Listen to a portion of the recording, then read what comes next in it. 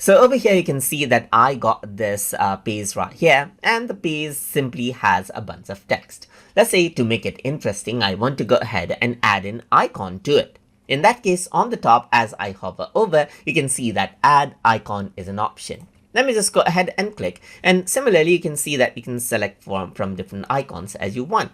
So I can go ahead right here, and let's say for example type in education, let's say for example. So I'm just going to go around and say education. We got the education icon right here, just like this.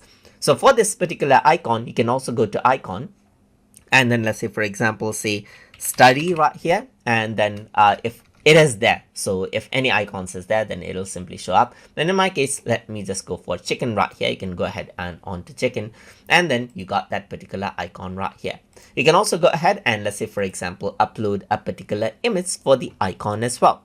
So let's just go ahead right here onto my YouTube drive. Let's say for example choose a particular icon right here, just like this, and click on save. Once you do that, you can see that the images are actually uploaded right here, and this is what you have right here, just like this. And that is how you can go ahead and add in icons to pages inside of Notion.